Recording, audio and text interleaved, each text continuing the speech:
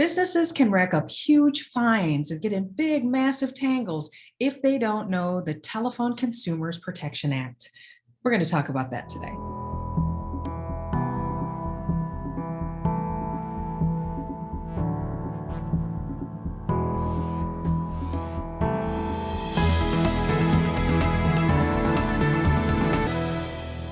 Hi, I'm Sarah Miller, Vice President of Marketing and Strategic Communications for the Small Business Association of Michigan.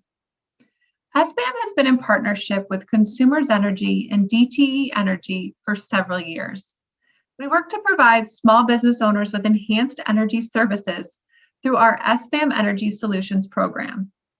Small businesses have access to special services that can help you become more energy efficient. And the good news is that you don't have to do it alone.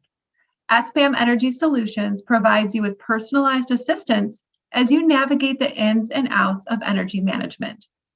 SBAM's Energy Advocate can provide you with a free customized assessment. Assessments offer a glimpse into how your business can become more energy efficient, whether it's a small step like swapping out light bulbs or a more comprehensive project such as upgrading an HVAC system. No project is too big or small. Our team knows the latest incentives and rebates you will qualify for and the best financing options available. We have a network of contractors we can rely on to help you complete your projects. SBAM members have recognized substantial savings on their energy bills. Most projects pay for themselves multiple times over. Request your free assessment at sbam.org/energy. Our team will schedule a time to meet with you and can conduct a site visit or do a virtual walkthrough. Thank you. I'd like to introduce our guest today, Denise Policella, legal contributor to the Focus on Business show and managing partner at Policella Law.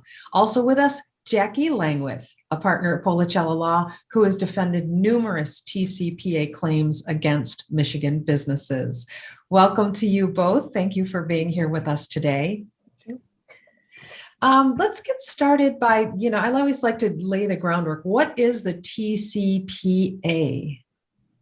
So it's a mouthful. So it's the Telephone Consumer Protection Act, which is why we shorten it, of course. And it was passed way back in 1991, a long time ago. But believe it or not, it's very relevant today. And if you remember putting your name or number on that do not call list, or more than one number, you remember that's the result of the TCPA. And this was a law that was passed back in the 90s as a response then to the new auto call, robocall marketing scheme that was going on. So you'd get a lot of unsolicited marketing calls, and that was the result of a robodial system. Now, that existed back in the 90s. It, of course, still exists today, but now it has morphed into more of a digital age use with text messaging and with, any kind of digital platform. And the companies are bigger and the information is bigger and they're getting more numbers. And it's very relevant for businesses today, particularly because of COVID. It was already relevant, but because of COVID and because of businesses going more virtual, trying to do more marketing this way, businesses have become a big target of this particular act. It's obviously meant to protect consumers, and that's a good thing. But businesses definitely need to be aware of how they're marketing and what they can, be held liable for under this act. It's a strict liability statute, which means that even if you don't mean to violate the act, if you don't do things correctly and according to the statute, you can be fined big time. It's a federal lawsuit, so it's expensive to defend.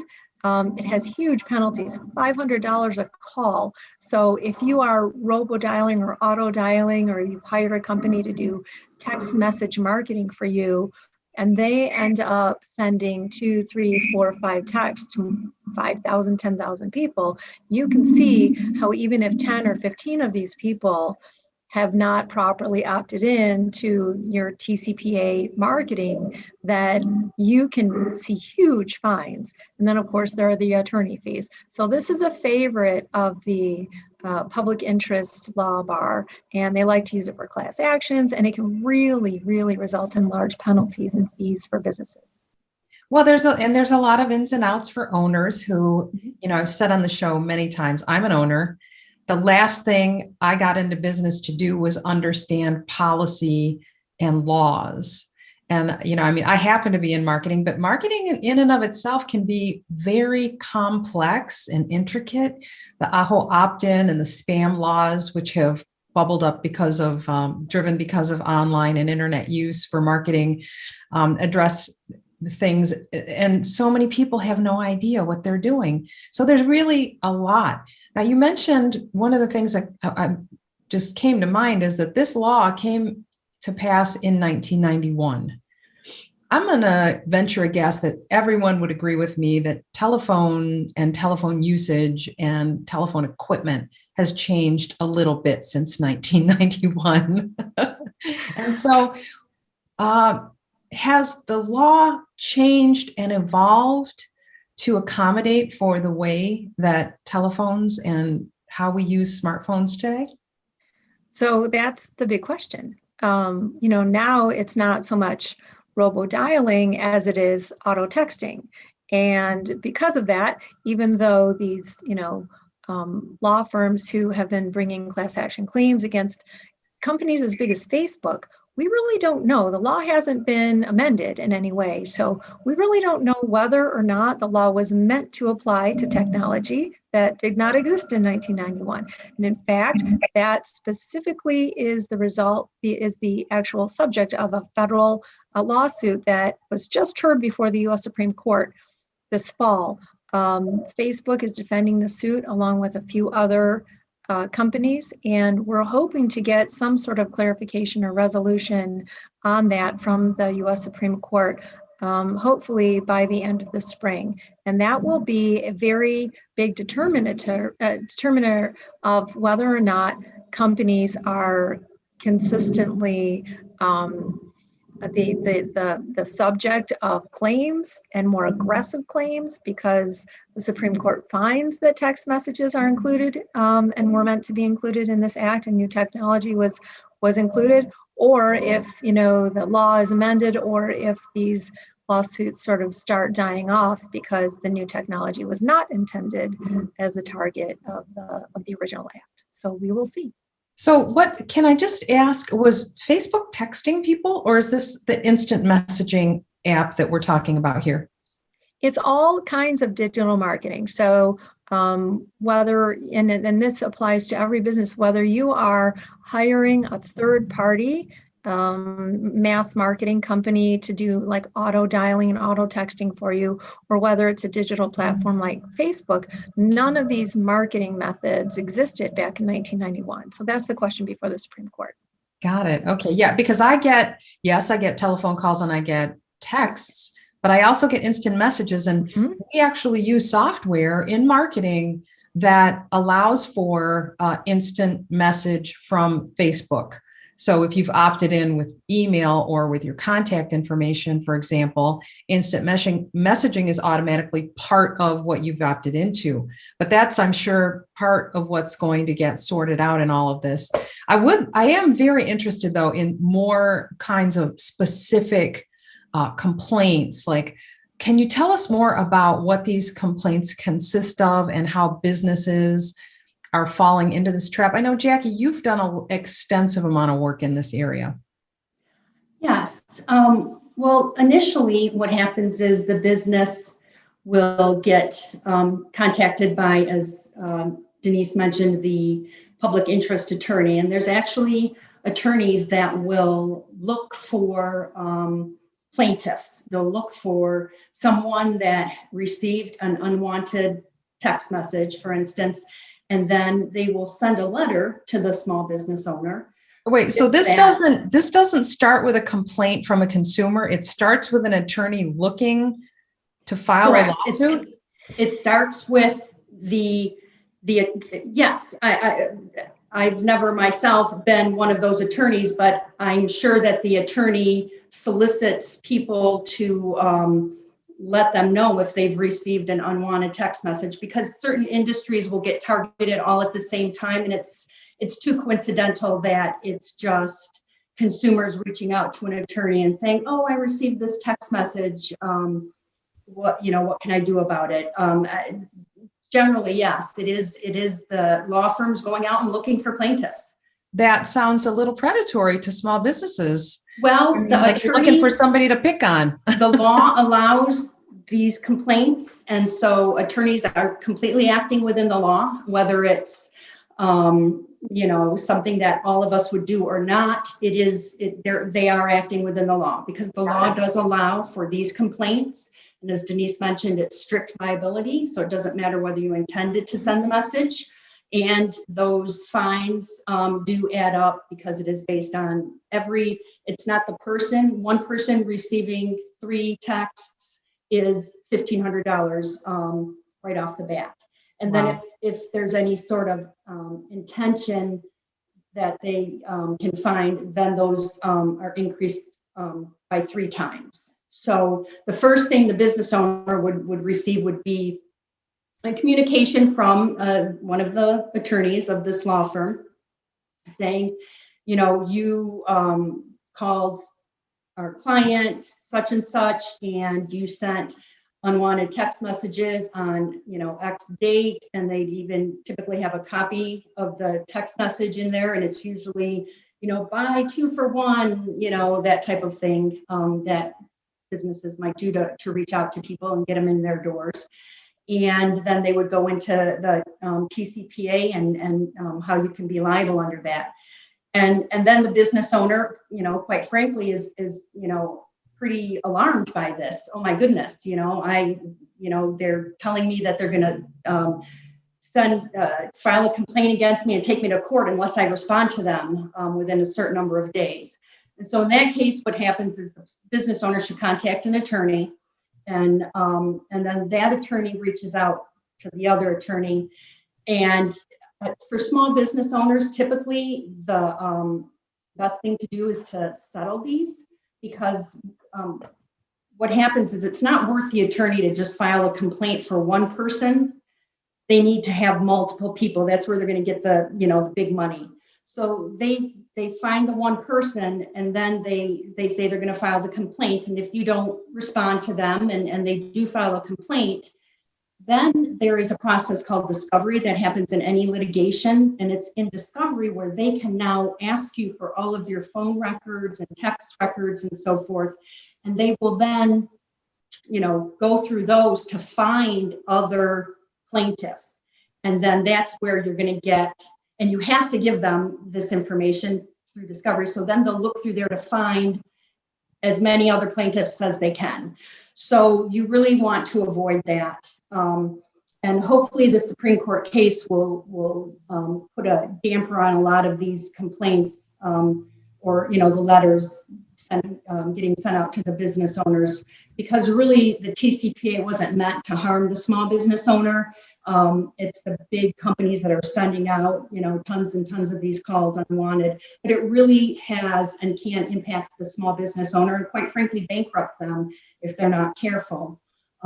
So the best thing to do is make sure if you're sending out any text messages or any marketing digitally, you have to get written consent, express written consent that person and that phone number will accept those. And so to avoid this in the first place is the best strategy.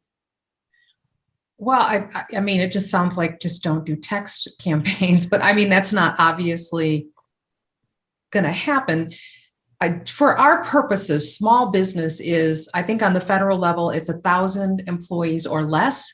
Many states define that as 500 employees or less. So we're not necessarily talking about a mom and pop shop or a 5-person attorney firm or something like that. It's small business could be really big businesses. And when you mention that most of these businesses, it's in their best interest to settle, what does that mean? Like just pay all of the fines that are out there? No. What happens is you enter in negotiations with the attorney. So right when they initially send the letter to the small business or communicate with the small business, they usually only have one or two plaintiffs. So they don't really have any idea. They might have an idea of how many text messages the small business owner might have sent. But typically there's just the one or two plaintiffs. So their leverage is, hey, small business owner, if you don't settle with me, I'm going to file this complaint, and then I'm going to look through your records during discovery, and I'm going to get a whole bunch more, and then you're going to have to pay these fines that are strict liability. So it's better for you, and that's a class action suit. It's better for you if you just settle right now, and then there's a settlement and a release, and then that attorney says that it will not solicit other plaintiffs to sue on their behalf in regards to any TCPA violations. So you settle with them, with the one or two plaintiffs, for, maybe a couple of $1,000 up to, maybe 10,000, 15,000, depending on how many messages you might have sent out, what the other attorney can gather about the size of any class that if they did bring a suit against you. So the people then that received a text message get the money? They get part of it, and the attorney likely gets 1/3. So if they only identify a couple of plaintiffs and it's a $5,000 settlement, the attorney keeps a third and those two people get a couple thousand each. Yeah. Wow, that's profitable. And there's, you would think that plaintiffs would be coming forward. There's professional plaintiffs out there that have multiple cell phones with multiple numbers, and will try to get unsolicited marketing messages and then sue. Well, that just is exhausting for an owner, for people who run companies and marketing departments. It's just exhausting to try to get caught on something like this, especially since it's so undefined. This is really helpful, I'm sure, for a lot of the people who are watching today. But also, I mean, there are people who really they need to continue marketing this way. Is a simple electronic opt-in okay, or it has to be like wet ink in writing kind of opt-in? What are our options aside from in writing? So it doesn't need to be an ink signature, but it does have to be specifically tailored to that one person. Okay, so you do have to have an opt-in and a clear opt-out option on your website or on the communication, and then you need to keep up on it. So the good thing is that the ability to know exactly what's required by the TCPA is very, very plainly stated right in the statute. The language you have to use and the specifics that need to be in your opt-in and your opt-out. You have to specifically request the opt-in, and then if the consumer or the customer opts out, you need to honor that right away. And the hardest part for a business, especially if they have a long marketing list, is keeping up with that.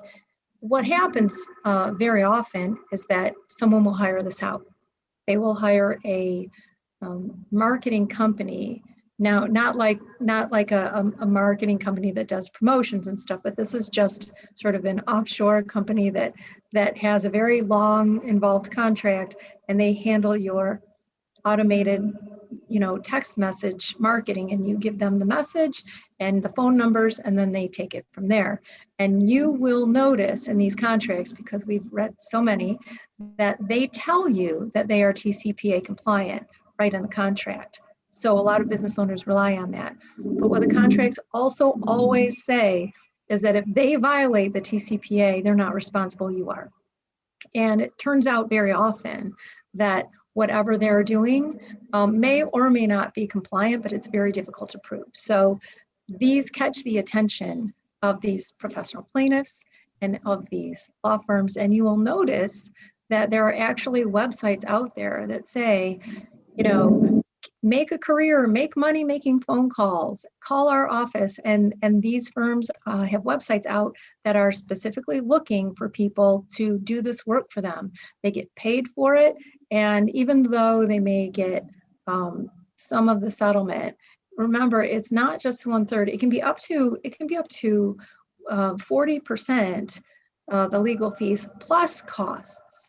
Wow. So, Well, you know what? We're going to have to end here, but this is such a tremendous amount of information. I think, you know, when we talk about marketing, the best thing to do is always to be authentic and to be real, put quality content and messages out there, and talk to people who really want to talk to you. I think that that's the way that marketing is going. That's the way that a lot of things are pushing us. Let me just say thank you to you. I will not text you a thank you later. I didn't get you in writing. And I just have a great day. Thanks.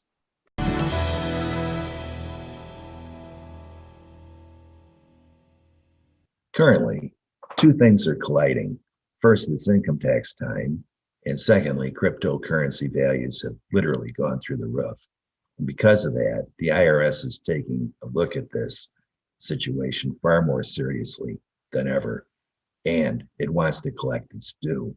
You know, recently it required an exchange to provide the data on more than 14,000 of its customers' activity.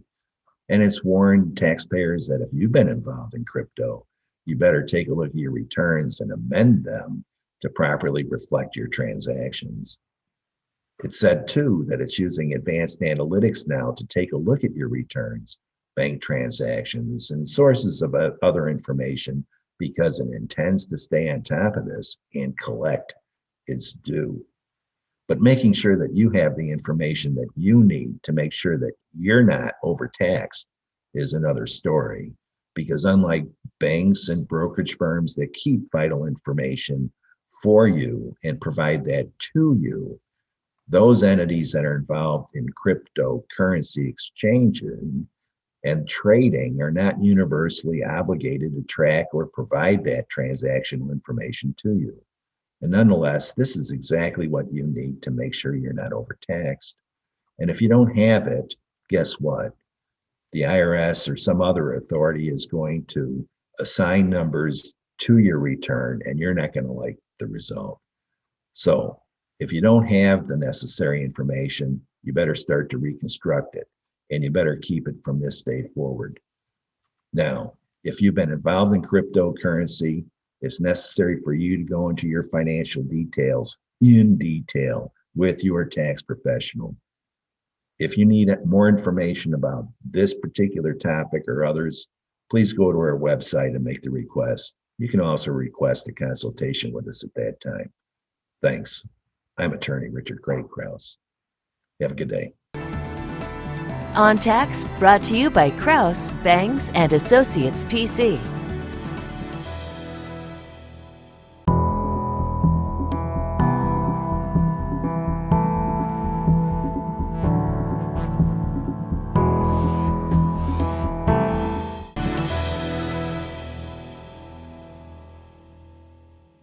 this is Denise Policello with Focus on Legal. The TCPA is just one of many, many statutes out there that contain pitfalls for unsuspecting business owners. But like Lisa said, this is not why you got into business. You can't possibly know every law or every rule that you're going to trip over, and you shouldn't have to. But how do you protect your business against laws and rules you don't even know exist? Well, the first thing to do is to try to stay informed. You're not going to know every law, so try to focus on the ones that would pertain to your industry. This means getting on industry websites, joining networking groups. SBAM is a fantastic resource. So is the Small Business Administration, US website, local chambers, do some networking, talk to other business owners in your industry. So, knowledge is power, but you can't do it all by yourself. And you're trying to run a business. You don't always have time. So hire somebody to help you do this. They can read for you when you can't be available. They can attend these things for you, and they can summarize what's going on for you so you can try to be preventative. The last thing that you really do want to do is retain a good outside or even inside counsel. Get a relationship with a good business law firm or a firm who practices in your particular industry.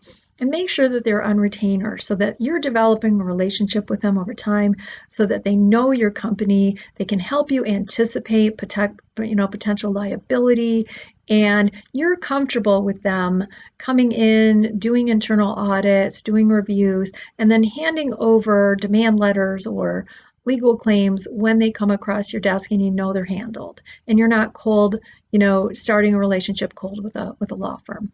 That's really helpful for you. It will take a load off your shoulders, and it will let you run your core business and concentrate on the issues that you want to concentrate on, which are growing your company. Focus on Law, brought to you by Pochella and Associates, PLLC.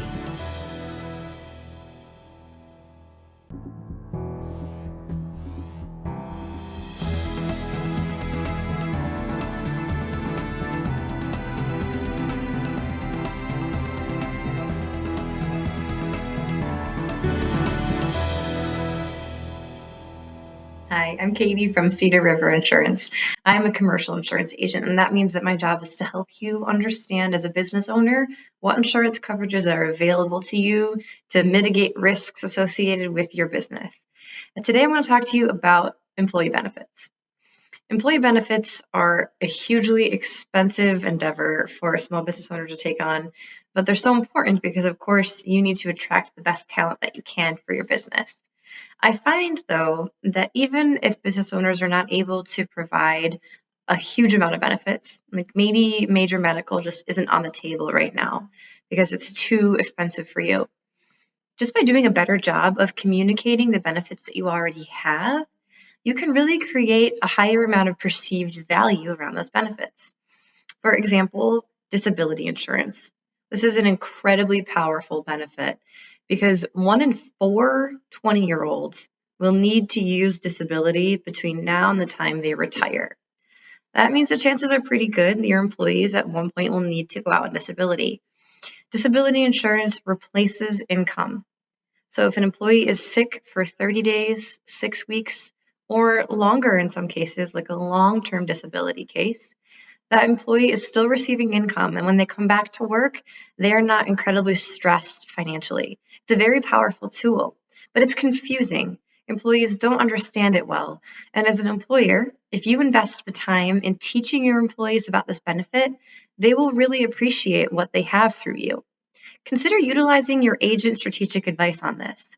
They can actually come in, they could put a webinar on for your employees, sit down with your employees, and teach them about options, why the benefit is so powerful, and why it's worth chipping in to pay for with you.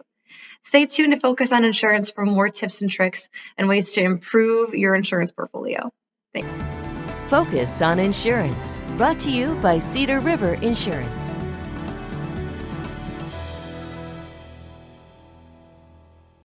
The executive producers of Focus on Business are looking for your stories. Stories from owners of established businesses that have come through amazing adversity, bucked the odds, found the next big thing. If you have a story, we want to hear from you. Go to our website and maybe we'll invite you onto the show.